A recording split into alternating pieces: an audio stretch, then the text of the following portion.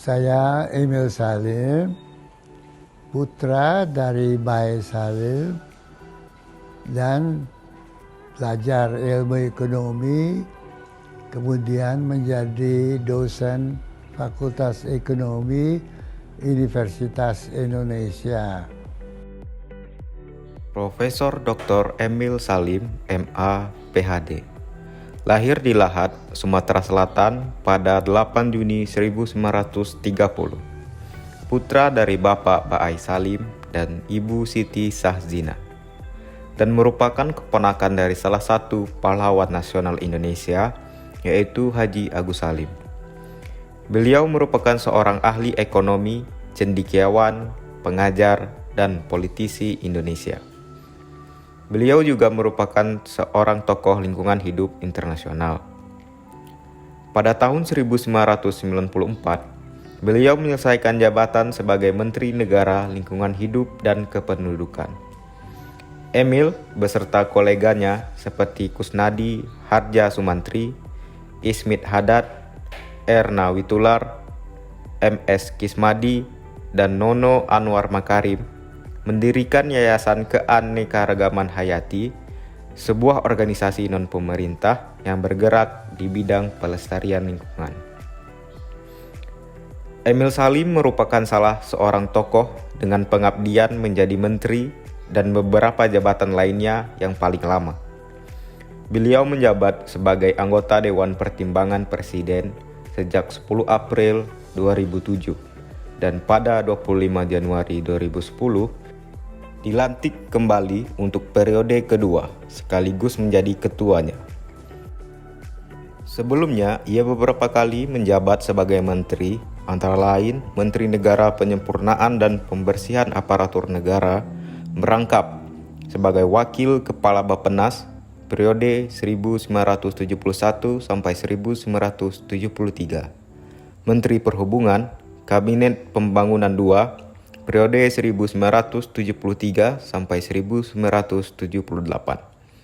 Menteri Negara Urusan Kependudukan dan Lingkungan Hidup, Kabinet Pembangunan III, periode 1978 sampai 1983. Dan Menteri Negara Pengawasan Pembangunan dan Lingkungan Hidup, Kabinet Pembangunan IV dan Kabinet Pembangunan V, periode 1983 sampai 1993. Emil Salim memiliki kontribusi penting dalam kancah dunia, yaitu menyelenggarakan dengar pendapat public hearing yang pertama kali dilakukan oleh Komisi Dunia. Beliau menyelenggarakan dengar pendapat di Indonesia dan kemudian pola tersebut dijadikan sebagai pola standar dari konsultasi publik dari WCED di beberapa tempat di belahan dunia lainnya. Sebagai ketua dari Konferensi Kementerian Lingkungan Hidup ASEAN ketiga di tahun 1987, beliau juga memprakarsai program lingkungan hidup ASEAN 3 atau disebut juga dengan The ASEAN Environmental Program 3 yang merumuskan target-target, program-program, dan rencana-rencana aksi yang harus dikerjakan oleh negara-negara ASEAN selama 5 tahun dari tahun 1988. Besarnya kontribusi beliau dalam pembangunan dunia diapresiasi masyarakat dunia dengan pemberian beberapa penghargaan internasional. Pada bulan Februari 2006, Emil Salim terpilih menjadi salah seorang penerima Zayed Prize di Dubai International Convention Center sebagai kategori aksi yang menghasilkan dampak positif bagi masyarakat. Penghargaan lain beliau terima dari Yayasan Asahi Glass dari Jepang yang memberikan penghargaan Blue Planet Prize, sebuah penghargaan untuk mereka yang dianggap memiliki kontribusi besar terhadap lingkungan. Beliau adalah tokoh lingkungan hidup internasional yang menerima penghargaan dari WWF World Wide Fund yang menganugerahkan penghargaan The Leader for the Living Planet Award kepada Profesor Dr. Emil Salim atas dedikasi, kepemimpinan, dan kontribusinya pada upaya pelestarian lingkungan dan pembangunan berkelanjutan di Indonesia dan dunia. Dalam penerapan tokoh ke core values ASN, yaitu berakhlak pada diri Bapak Emil Salim, yaitu antara lain yang pertama adalah berorientasi pelayanan. Bapak Emil Salim telah banyak berkontribusi pada sistem pemerintahan Indonesia.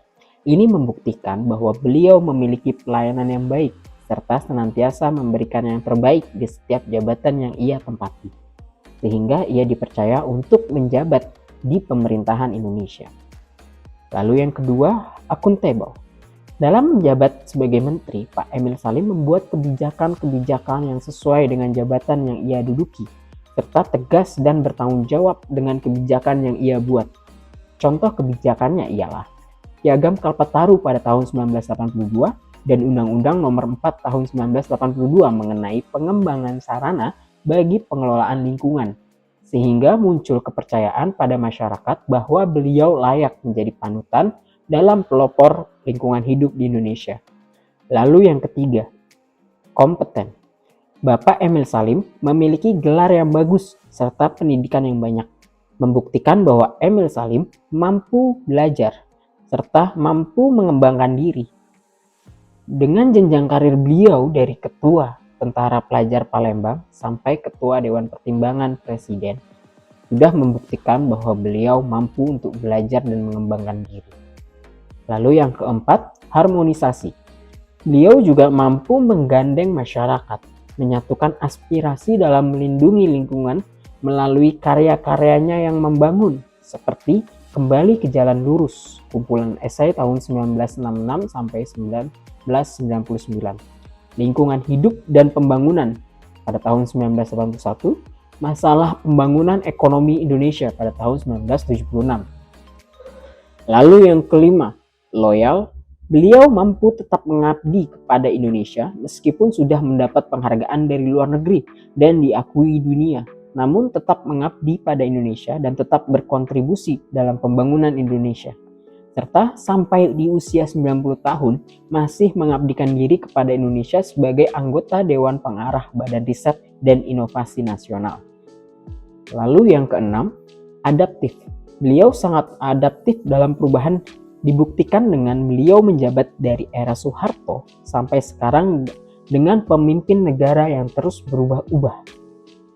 Lalu yang ketujuh, kolaboratif.